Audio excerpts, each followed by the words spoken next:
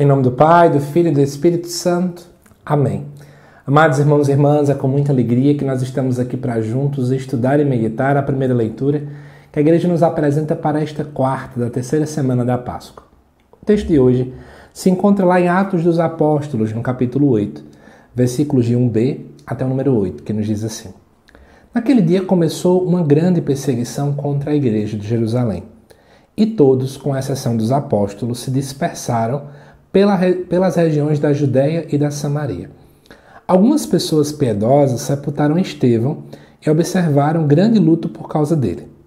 Saulo, porém, devastava a igreja. Entrava nas casas e arrastava para fora homens e mulheres para atirá-los na prisão. Entretanto, aqueles que se tinham dispersado iam por toda parte pregando a palavra. Filipe desceu a uma cidade da Samaria e anunciou-lhes o Cristo.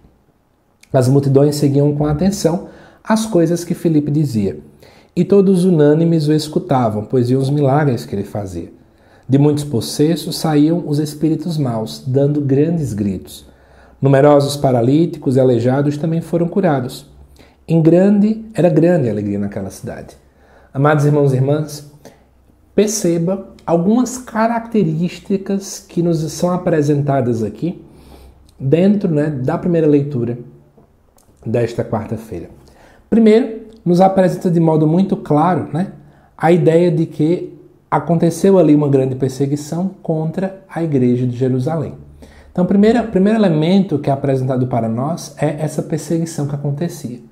Então, de fato, infelizmente, no início, a igreja passou por muitos momentos de perseguição. E qual é a característica natural após esse processo de perseguição? A dispersão das pessoas. Então, ia um para um lado, outro para o outro. E aqui nos apresenta já a imagem da figura de Saulo. Em instantes, a liturgia vai nos mostrar a sua conversão, onde depois de Saulo tornou-se Paulo. E nós temos aí uma grande coluna da igreja, que é a figura de Paulo apóstolo. Mas, antes da sua conversão, Paulo tinha características muito complicadas. Porque, infelizmente, pela formação que ele acabou tendo, ele queria perseguir os cristãos. E ele perseguia homens e mulheres para arrancá-los exatamente para a prisão. Mas como é que foi a reação, então, dos cristãos?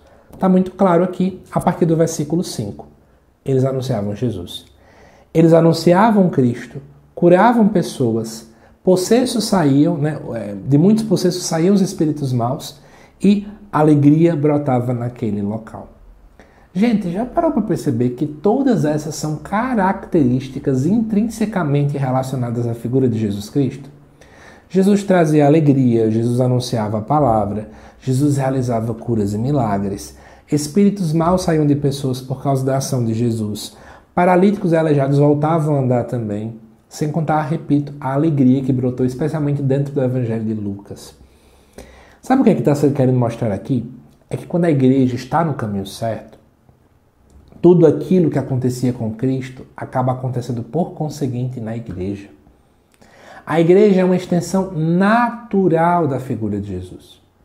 A igreja é uma extensão natural daquilo que o próprio Cristo fez. Não sabe o que a igreja é para fazer? Tem dúvida do que é para fazer? Eu já repeti inúmeras vezes aqui no canal e vou morrer dizendo. Olha para como Jesus agiria naquela situação.